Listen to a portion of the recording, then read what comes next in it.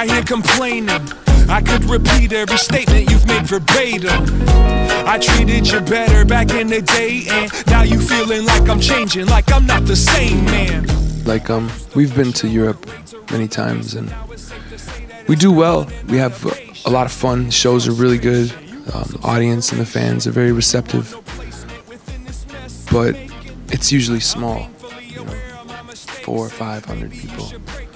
And then this tour has been much more massive. And I think a lot of that has to do with Evidence being on the bill. Because, you know, I've come with Ali before, but Evidence, because of his history with Dilated Peoples and his history with touring through Europe, he's bringing more fans to the table for the shows. It's been really amazing. So I think every time I come over here, I want to come with Evidence. No, you don't. That's just for show.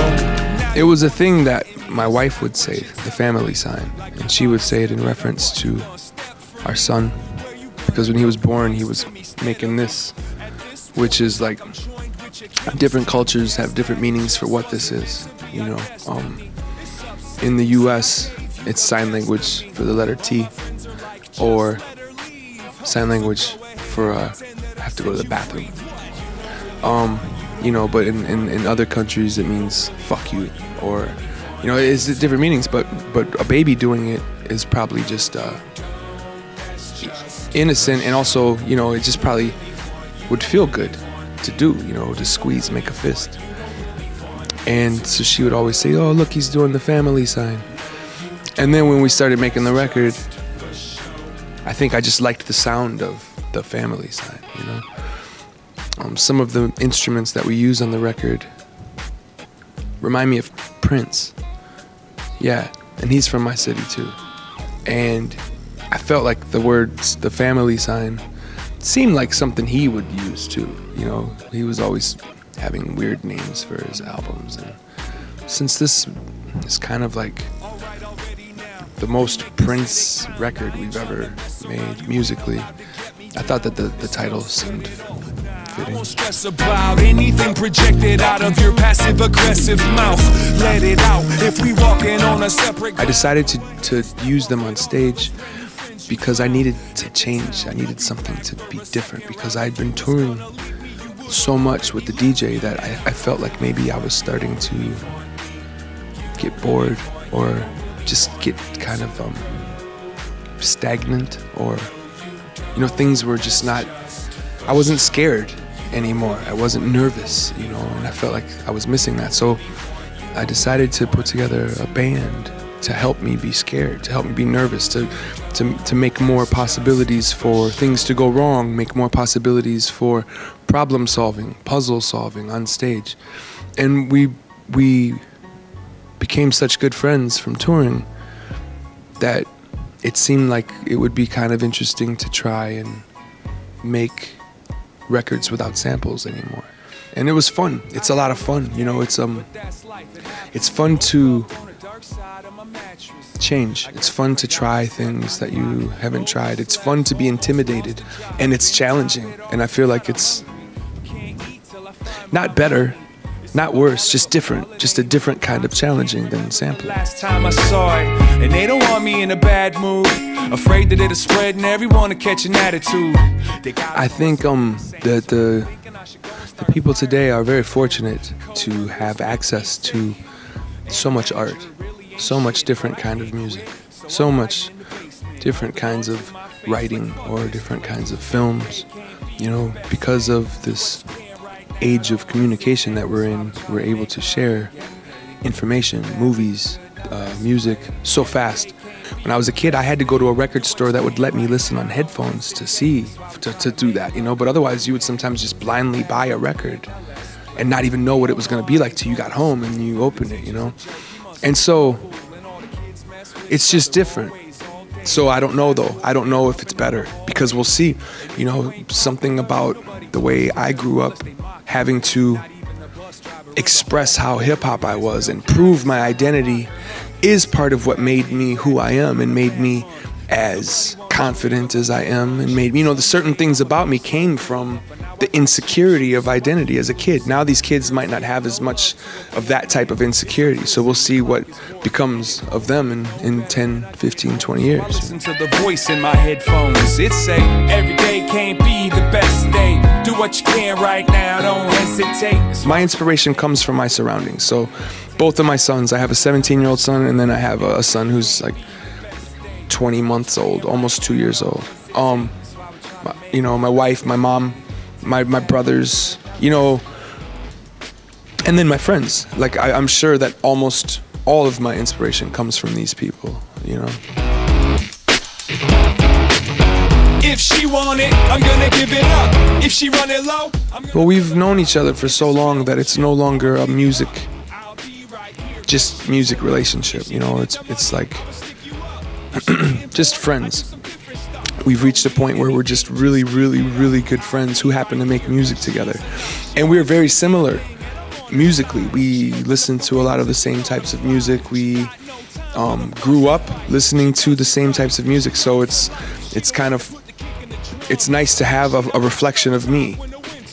You know, it's like even when I don't necessarily agree with my wife about music or art, I always know Ant. I can count on Ant to back me up and agree with my opinions, you know what I mean? So it's really easy. It's not difficult to work with somebody like Anthony. He's the least difficult person I've ever worked with in my life, you know? And that's a beautiful thing, you know? It's like you know, we've been working together now for 18 years, you know, and that's uncommon. That's not very common in music at all, you know? People move on, and he works with other people and I work with other people, but our bond has been there for a very long time now. She's enough. She the one that you want to grow old with. She gotta touch it. She wanna hold it. I try to tell people, don't send us demos, because we don't sign people from demos. We don't sign people from seeing them play a show and being, oh, they're so good. Like, I see people that are really good all the time, and I never think to sign them because I don't care about who's the best. I care about who is the best person, you know? And so we only work with friends. Like, everybody on our label was a friend first and then put out music later, you know? On a regular basis, the nest would fall, but he was always safe from Dad's rage. I believe that people have strength to desire change, and sometimes they don't recognize that within themselves, and so they will attach themselves to a song and use that song as the lubrication for that change, you know? I believe that art doesn't change the world, but art might enlighten or put light on something to make it easier for people to change the world, you know? I believe in the power of the human spirit. I believe in the power of human desire and will and courage, and I don't think, to me, art is just language. Art is just a communication. Painting is just a language. Music is just a language. Sculpture is just a language. And so we can speak about change through these languages and stuff, and we can understand it. You know, some people understand the language, some people speak the language, but that language isn't what facilitates the change. It's the spirit, it's the person, and the actions and the effort that they put into it that I think actually facilitates the change. You wanna blame that cross he bears, but his pop's not there when he tosses you downstairs.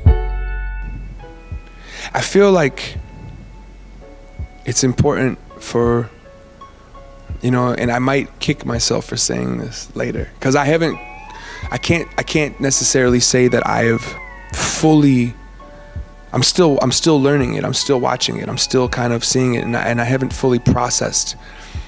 I know, I understand what's going on, but I haven't processed the end results. I can't see what the end results are. But one thing that I believe is that we have to be very careful not to become violent. I feel like that's for the authorities to do. Let them become violent, because right now the 99% is still seen as the fringe, and the people who have time to go and protest, and the people who it's convenient because you don't have 4 kids, so you can go and camp out. It's convenient because you don't have these other humans that you're responsible for, so you can go camp out. And if you want to win over the support of those people who do have 4 kids, if you want to win over support of more of the lower class who aren't involved yet, more of the middle class who are afraid to get involved because they got to go to work in the morning, and more of the upper class who know in their hearts that change has to happen. If you want to win the support of them, we can't get violent. Because if we get violent, then the media and the authorities are just going to say, see, look at these violent people, and then they're just going to wash us all away. If we can stay strong and use our language to make sure that what we're trying to say can be heard and processed, I do believe that there is change to happen. To say, please don't stay. There are people in every single nation who are being affected by, the banking system, and they are all trying to come forward and go, look, we've eliminated the middle class jobs. We're eliminating the textile jobs. We're eliminating the factory jobs. We're eliminating the jobs that you could go and get if you have to grind and make that money. Those jobs are all going away because of capitalism. And it's a funny thing to me how capitalism is seen as like a financial way. What's the word I would use? It's like a political structure or a financial structure. But I truly believe capitalism is a religion, and that it needs to be seen as such. We don't all have to believe in capitalism. People who believe in it, that's just like people who believe in Christianity, or people who, it's just a belief system. It's not a real thing. It's not a tangible, you can't hold capitalism in your hand. It's a thing that you believe in and work on, much like most isms. God bless America, but she stole the beef from Bless. Now I'm too fucked up to dance, so I'ma sit with my hand on the front. There are resolutions to be found to create a better quality of life for everybody. Quality of life isn't about your car. Quality of life isn't about how big of a house you have. Quality of life isn't about how much money you have. Quality of life is about how much you enjoy being alive. How alive you are. It's like I grew up poor, and I loved my life as a kid. You know what I mean? And so I know that it's not a money thing. You know what I mean? It's like, even essentially where I'm at right now with life, it's like now I make a little money. I have a little money because of what I do for a living, but the money isn't what makes the life good. It's my kid that makes life good. It's my wife and our connection that makes me wake up in the morning and be in a good mood. I don't wake up in the morning and think about how much money is in my pocket. You know what I mean? Now, when you're really poor, maybe you do wake up in the morning and go, I don't have any money in my pocket. But it's not a matter of, I don't think rich people wake up and go, I got so much money in my pocket. It feels great. I think that lack of money has turned into such a scary thing for people that it's almost taking some sort of monster shape, monster form. And you live under the thumb of intimidation of being broke because you've been trained that being broke is bad. But being broke isn't bad. I've been broke. I'll possibly be broke again. You know what I mean? But it's not. See, now I just feel like I sound like a preaching to the choir. Fucking, I don't know, chop it up, figure out something in there that sounds good. But I just don't feel like quality of life is about money. Quality of life is about community. And some people in your community are gonna have money, some people aren't. But it doesn't mean that the whole community can't still enjoy a good life. I'm trying to find a balance, I'm trying to build a balance. I gotta find my balance, I gotta find my balance.